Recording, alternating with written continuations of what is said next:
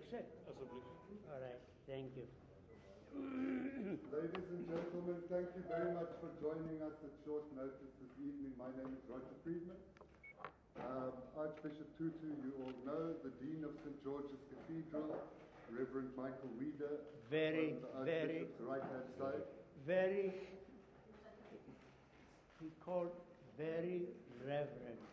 Very Reverend Thank you, Michael Father. Weeder on the Thank Archbishop's you, right-hand yes. side, and he shall welcome you to his house. Hi, good evening, everybody. And a special word of welcome to Archbishop Emeritus, Thank you, Father. Father Desmond. I just have a very lovely task of welcoming him, and to say it is our pleasure and our privilege to be hosting this news conference.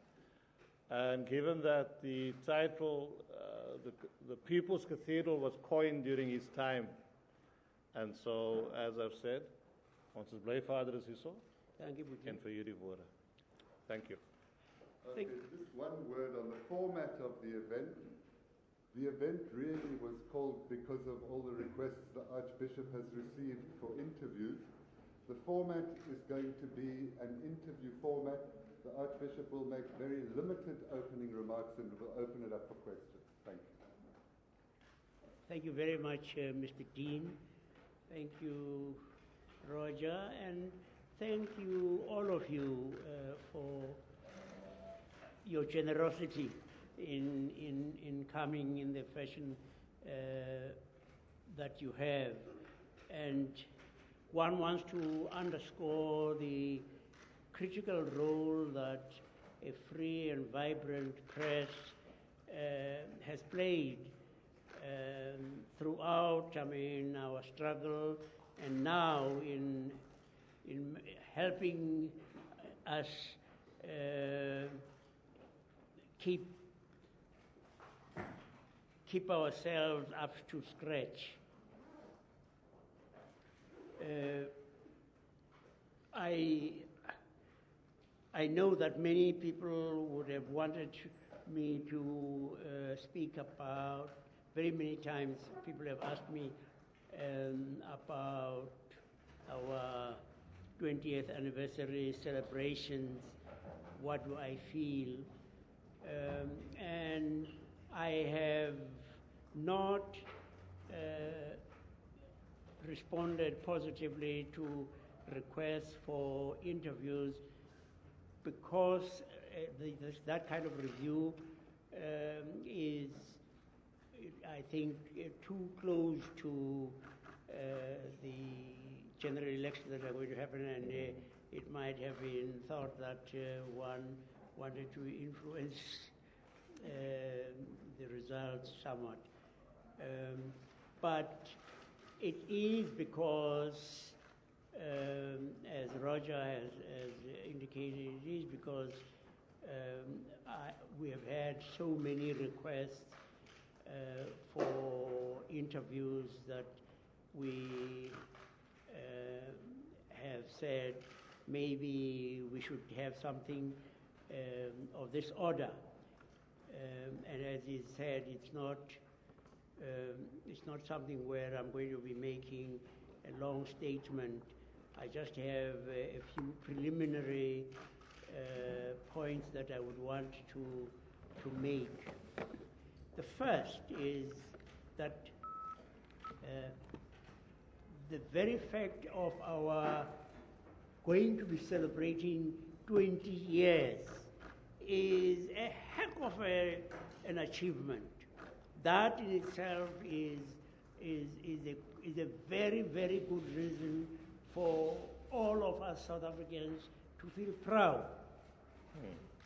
Because when you look around the world, you realize, that it isn't something that you can take for granted.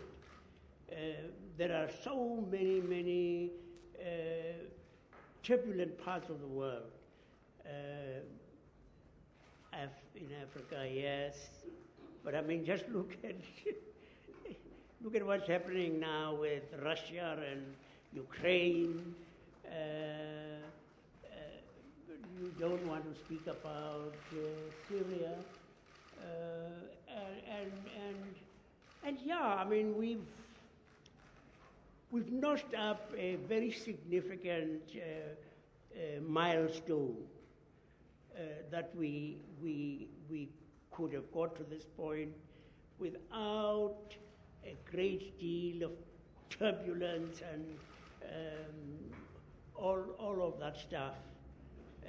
And I think, I mean, that, yeah, and especially we who were unfree, you know,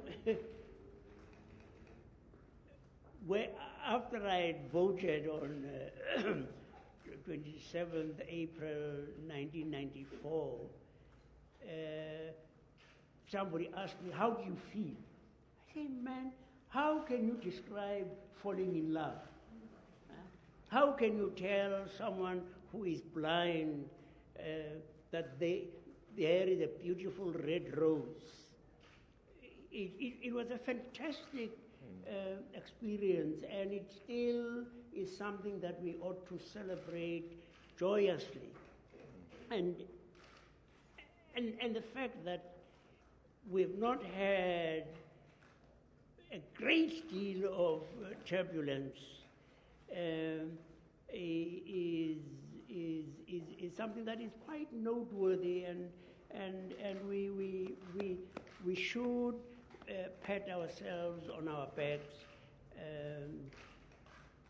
because when you think of where we come from,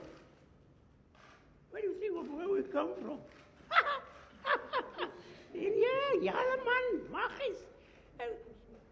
Now, you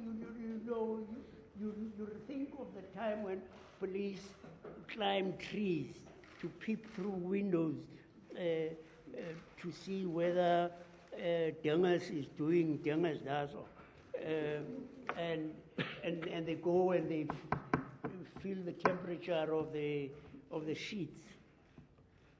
That's where we come from. Now you see mixed couples pushing a pram with a baby. I like to say of indeterminate hue inside the Dengas daso. And the sky is still in place. And when you think that we were told that children of different races couldn't go to the same schools. I live in Milnerton, which used actually to be a net stronghold. And when I passed the high school, I often stop just watching children who represent the whole demography of South Africa. And that's been you know, and so we should boast and say, yeah, we've done some remarkable things. I mean, when you think of the violence that we had before the elections, and right up to very close to the elections, and here we are, 20 years later. We're still walking the streets, and relatively, yeah. So I want us, I mean, to brag about the fact that, yeah, here is ons, man. Here we are with all of those prophets of doom who said we were not going to make it. We've made it. And yeah. And we need to give great thanks to God for the remarkable quality of leadership. You know, the Mandela crowd. You know,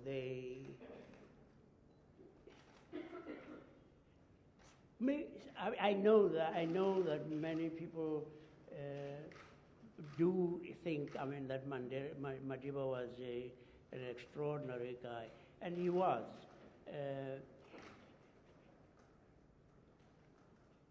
But just imagine if there had not been a Walter Sisulu. Because Madiba admits, and with great pride, that he came as a, we say a moho. He came as a country bumpkin to Johannesburg. And who is the guy who opened his eyes? He said, you must wake up, Buti. Walter. And see just how self-effacing he was. Very, very few of us would know that this is the man who tutored Madiba, and that we ought to doff our caps to him. But that was the quality of leadership. Just think of O.R. Tambo, who wanted to be a priest. Just at the time when they said, "Near Tambo, you are not going to college, theological college, you'll have to go abroad to represent the country, represent the ANC." And I was told how, sorry, I should have shut up now. Yes, sorry, I'm going to shut up. But I was just thinking about this leadership. Once we were with him in one of these palaces. I'm not name dropping. Okay, you understand. And they were celebrating, and Oliver Tambo was present, and he got up to speak. The first sentence he said, and you remember, I mean, he had those sort of owl glasses. He took them off, and he looked so very like a university professor. He took up his glasses, and he said, "I am a terrorist." And I mean, you saw just how utterly, thoroughly, completely nonsensical a charge that was. But yeah, those were the people we had, and we give thanks. Yeah, and we've given the world many extraordinary examples. But yeah, there we are. We have to admit that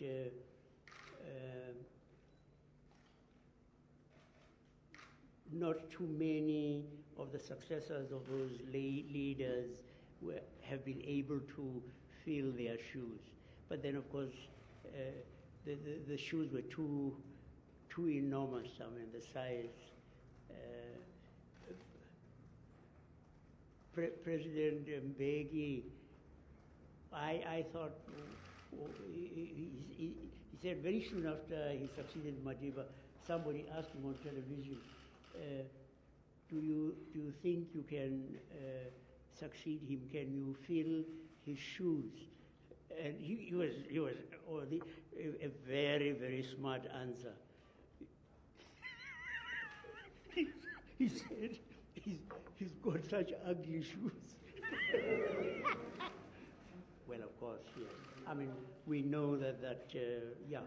Thank you very much. Yes. Anybody who has questions, if you could just do it in an orderly fashion, raise your hand, give us your name, ask the question. We'll take a few and then allow the Archbishop to respond.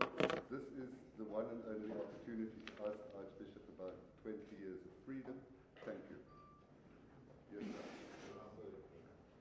Jeffrey North from the Toronto Globe and Mail. Many of us from around the world were quite astonished that you were not invited to speak in a very prominent position in Mr. Mandela's funeral in December. And I'm wondering if you can comment on that, how you felt about that, and about your relationship with the ANC, and why you said in the past that you would not be able to vote for them. Yes.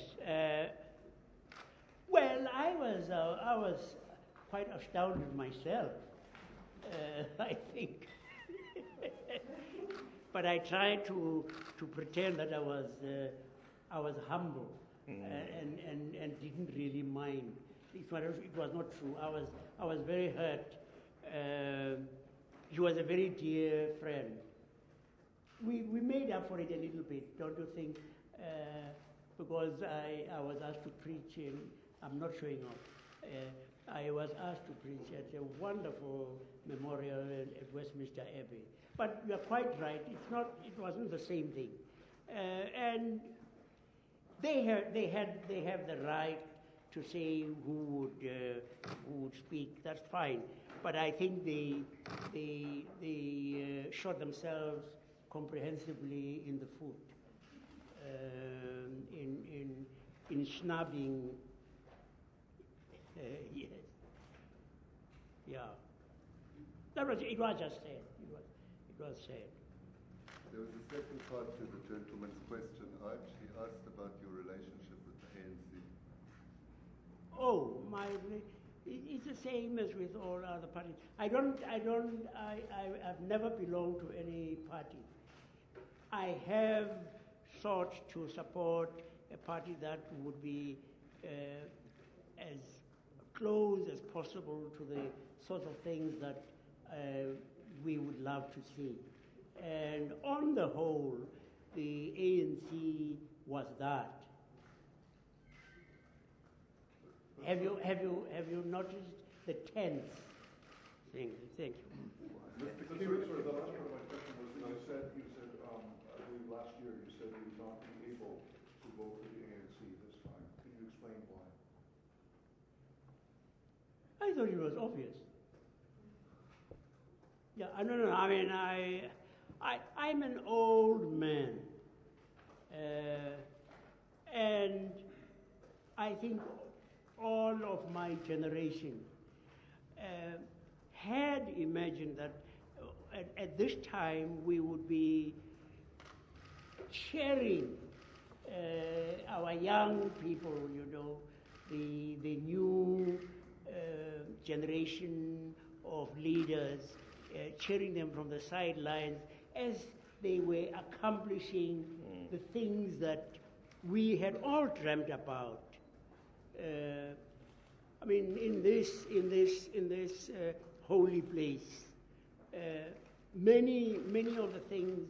I was just looking at the Cape Times, and they had a picture there of people who were being clobbered and painted with dye just around the corner here. And when they fled from there, they came here into this place.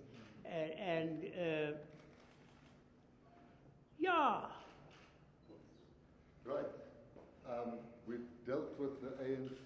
We're now back on 20 years of democracy. Mr. Kiewicz from ETV. Related to 20 years of democracy, Archbishop from the ANC, the last time we were here in this gathering with you speaking was in November 2011, when you said that you are warning the ANC as you warned the then nationalists that it will come a time that you would pray for their demise. That was said in November 2011 with the Dalai Lama not being allowed to attend your birthday party. Do you still hold those feelings?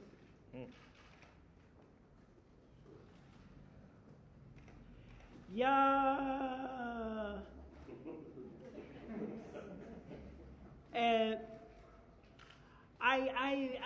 I've hoped that I might be a little more generous.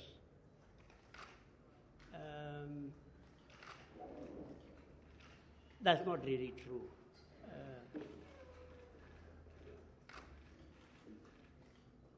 I have already said, I mean, that I won't vote for them. That is something that I have said. And I say it with a very sore, very heavy heart. Because I have felt that on the whole, they have tended to be close to the kinds of things that we dreamt about. We dreamt about a society that would be compassionate. A society that really made people feel they mattered. And you can't do that in a society where you have people who go to bed hungry. When you have many of our children still attending classes under trees. Now, I must tell you, I am going to recognize and not concede, recognize very firmly the wonderful achievements, that we have. You've got to speak about the fact that many more people have running water. We've got to acknowledge those achievements. Sort of the kinds of things you could say make God smile. That there is electricity for very many more people than there used to be. And we've got to, it's something that we've got to be proud about. We've got to be proud about the fact that we do have what is considered one of the best constitutions in the world, with all of those human rights things. We've got to not concede, celebrate them as things that are wonderful. The social grants. And now, the fact that we have probably the largest HIV program. Those are things that are significant feathers in the cap of our government. And one would have wanted to go on and on and on and saying that we have all of these wonderful things. We have to, if we are speaking the truth, we have to say there are things that we had not thought our people would do.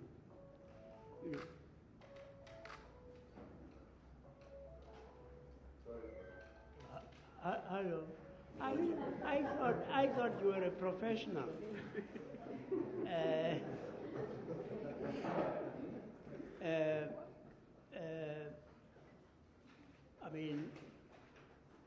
We have those Section 9 institutions, but yeah. Go ahead. Hi, my name is Lynn. I'm from South Africa. I want to ask you, do you think that there were compromises in the Constitution that sold out South Africa's poorest people? That did what? Do you think that there were compromises in the Constitution, or that there are compromises in the Constitution that sold out South Africa's people? I don't know. I think that there were some things that we missed out on some more opportunities. The world celebrates the fact that we had the Truth and Reconciliation Commission, and we have to celebrate it because it was a fantastic institution. We were not the first, but it was the first that would be able to have grant amnesty. And it was the first that insisted that all hearings, as far as possible, should be public hearings. And we made a very important recommendation. and that was a once-off wealth tax. We were, the TRC was horrendously sabotaged. And it is by the ANC, where we suggested a wealth tax that would in fact have helped to narrow the gap. And while we're saying this, we need to commend, there are quite a few white people who have proposed. One group has said 5% of their income, I think, after tax should be something that is available to. That's an incredible generosity that we should watch. Celebrate. But had we accepted that recommendation by the TRC, we wouldn't be where we are. Where we are is that South Africa has the widest gap between rich and poor anywhere in the world. And we can't do everything, and nobody ever expected that we were going to have paradise overnight. But we could have shown that we intend walking the path that is going to ensure that we try to narrow the gap as much as is possible.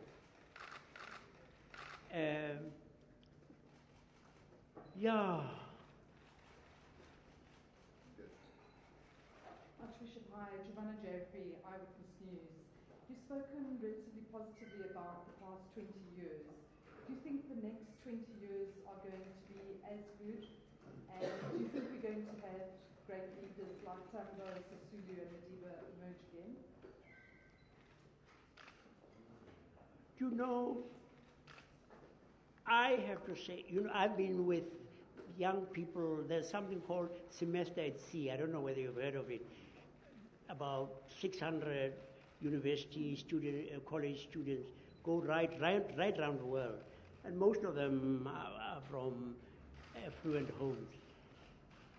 Without fail, I've been around with them about 3 times. Without fail, they demonstrate an extraordinary kind of idealism. It's the ones who support, let us make poverty history.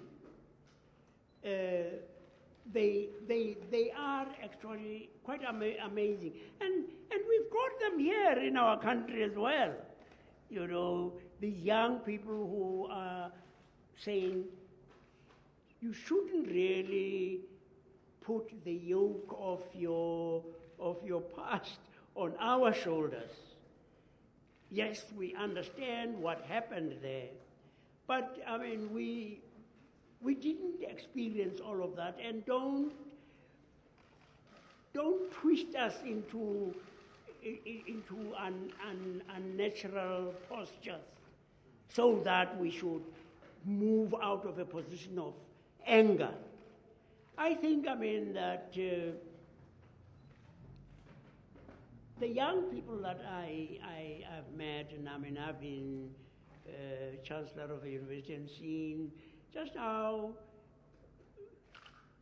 idealistic they really are, Even when they fight, they're fighting to say, there are poor students, we've got to try and get them accommodation. And so why shouldn't they be able to produce leaders of that caliber? I myself have very great faith in young people. grandfather there speak, what do you think of the current leadership of the ANC?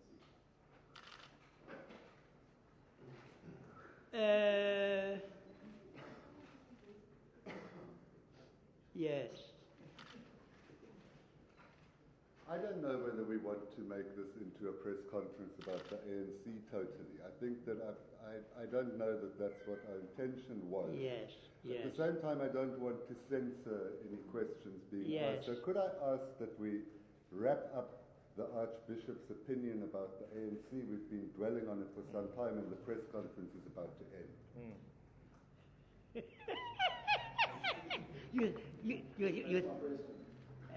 Yeah, no, that is your question. There are some, as in every place, there are some good people, and I mean, there are some very good people, and there are some mediocre people. Yeah. Yeah. Yes, for Frank Television. What do you think about the no vote campaign? I mean, it was such a privilege for you 20 years ago to vote.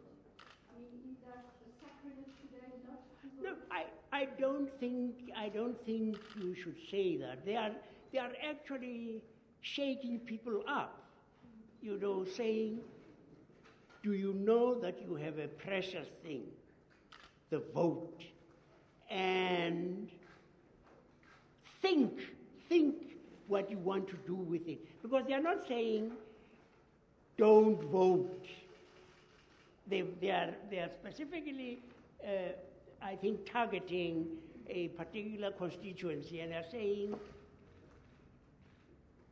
if we want, that is their. I'm not either for or against. I mean, I think that it does highlight what you think about your vote. Use your vote. Think. Don't just say, I've always sung these struggle songs, and therefore when I go to vote, I'm just going to, think. And I mean, the fact that perhaps there has been this quite virulent reaction is an indication that some people are actually very concerned. And I think, I mean, that, well, one, you can't call in question the integrity of the people who have proposed this. You can't call in question, as it were, their struggle credentials. and they are saying, don't vote mindlessly. Don't be voting cattle. Think when you make that cross, and remember that it's going to decide what quality of life you have for the next 5 years. I just want to flash back to April 27th, 1994. When you woke up, what did you feel? How did you...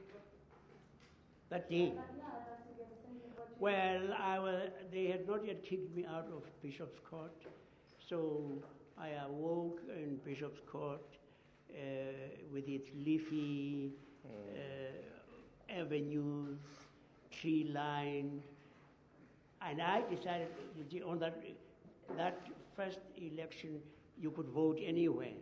So I said, no, I want to go and vote in a black township. And I did. I went to Nyanga, I think. But the other thing was that we then drove around. I was appalled at how vulnerable people were. There were very, very few soldiers or police in evidence. I mean, we drove around the Cape flats and I thought, you know, if anyone had wanted to subvert these elections, it would have been one of the easiest things. They could just, I mean, 6 or 7 crazies with guns could have, I mean, they would have just knocked us for a 6.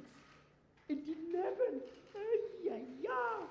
I tell you, it was one of the most fantastic moments in my life.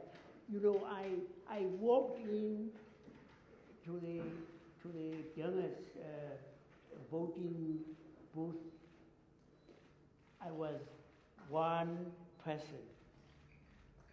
I got into the booth and emerged on the other side, and I was a different person. I went in as a black person, carrying all of the awfulnesses of the past. And hey, when I emerged on the other side, I was different. I mean, you just wanted to jump, and it was an incredible experience.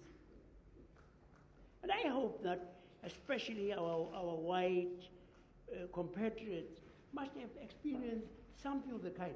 Because, you know, they were standing in line, black, white, green, and whatever. And people were sharing, you know, picnic stuff. And I would imagine that white South Africans went into the voting booth carrying all of the weight of the things that they had done to fellow human beings. And when they emerged on the other side, it's all off. It's all off. It's gone. It was for many people, when you vote, it's a civic, political event. For us, certainly on that occasion, it was a spiritual experience. Are there any further questions? Yes. Chantal from South. I was just wondering, in 2 weeks' time, are you going to go to the voting station? Are you going to vote this year? Am I going to vote? Are you going to vote? Yes. Yes. I'm going to vote, but I will not tell you for whom I'm going to vote. Lester again. Arch, do you think that there should be a Truth and Reconciliation Commission when it comes to corruption, whether it be the private sector or public sector in South Africa? Do you think there should be some sort of TRC for that, for corruption? TRC.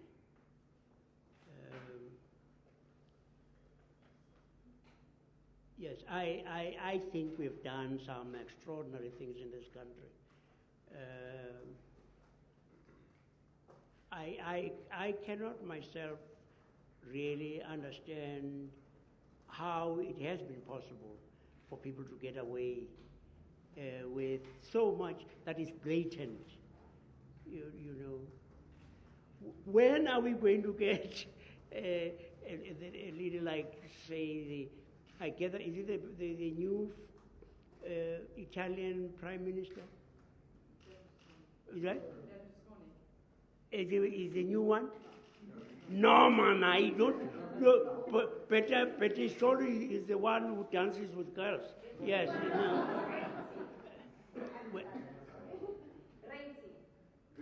The new one. Is the new one. I think you like me now because I'm saying. Unfortunately, I'm Italian. Yes, I can. He said he sold all the fancy cars that they had for the cabinet, and has instructed his cabinet buy more modest cars. When are we going to get it here? I mean, even communists drive expensive cars.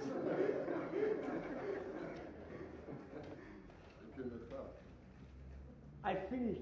Are there one or two last questions, what- ladies and gentlemen? Please, Mr. Talaka from SABC on your right-hand side. That's a very, very important surname in our church. Well, behave yourself then, yeah? Yes. Just to come back to the issue of the TRC, there were certain recommendations that were made by the TRC, and some of them, for instance, were never really followed up. You mentioned a few of the issue of the wealth tax, but there was also an issue that certain people that were denied amnesty in the TRC, that prosecutions would happen in certain cases. What's your opinion on the fact that those actually never took place? Well, it's quite obvious, I mean, that it undermined completely the integrity of our commission. And I mean, thank you that you raised that. But that's not the only one. The other is the whole question of reparation. People came to the TRC and we said, quite obviously, you cannot compensate. How do you compensate a mother for the death of her son? You can't. But the TRC worked on the principle that there is something about a symbolism where the country says, we can never compensate you, but we want to show that we are sorry, and this is a reparation, an attempt at healing your wound. And we gave fairly substantial, it's substantial in a sense, but really minuscule.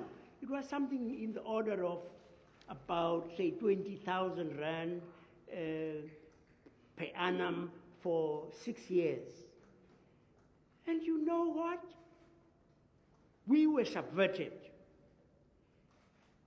Many of the people who had come to the CRC actually died before any amount was voted. And when it was voted, it was a once-off 30,000 rand. I mean, you say people waited about 6 years after we had made the recommendation. And the fact of the matter is, we were messed up by the fact that Madiba served only one term, because his relationship with the TRC was a wonderfully warm one. I could pick up the phone, and if there was anything, and I say, Madiba, this or that, and he would say, yes, Mpilo, come, why don't you come for breakfast and let us talk it over. When he left, that relationship went for a loop. And yeah, I feel deeply, burdened that we had people who helped our country avoid the racial bloodbath, and that is how we treated them. All right, I think we're running short of time. We'll have one or maybe 1.5 more questions. Why don't you suggest that I should shut up? I mean, I should try to answer briefly. I just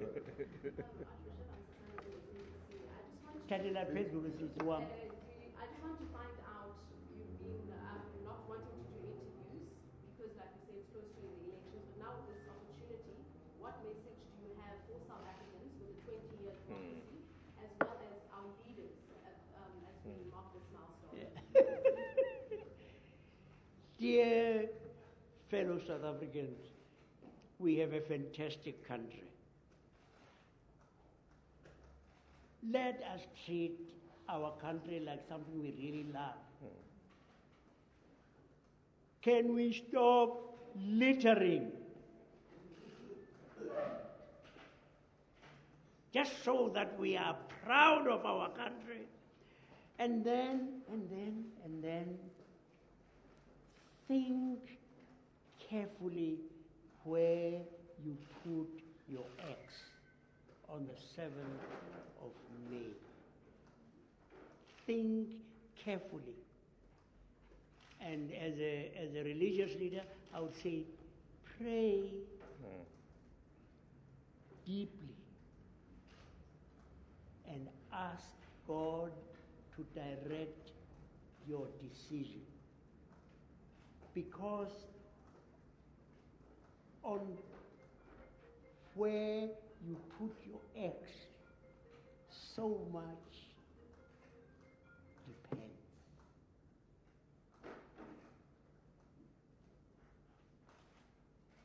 We have a fantastic country. I mean, please just tell the people, we have a fantastic country, a country that can become one of the best countries in the world. Not necessarily the richest country. We are a country where everybody can feel they matter. It's a country where nobody should be going to bed hungry. It's a disgrace.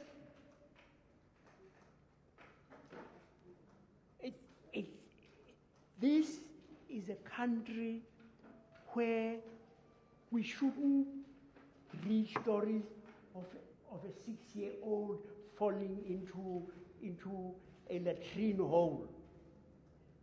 Shouldn't happen. It's unconscionable. It's a disgrace. This is a fantastic country with fantastic people. Let's make it become what it has in itself to become.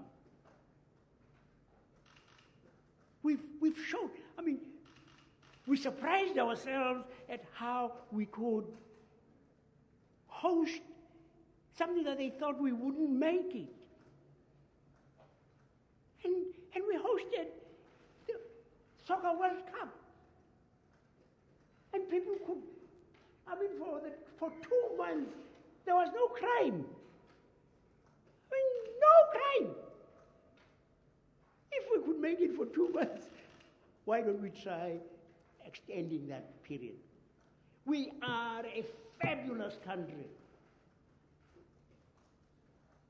with some of the most wonderful people in the world. Do you know we've got people here who could go anywhere in the world and be snapped up. They refuse to go. Some of the most brilliant scientists and whatever. They don't want to leave this country. Let's use them. So I pray that after May the 7th, we will all walk tall.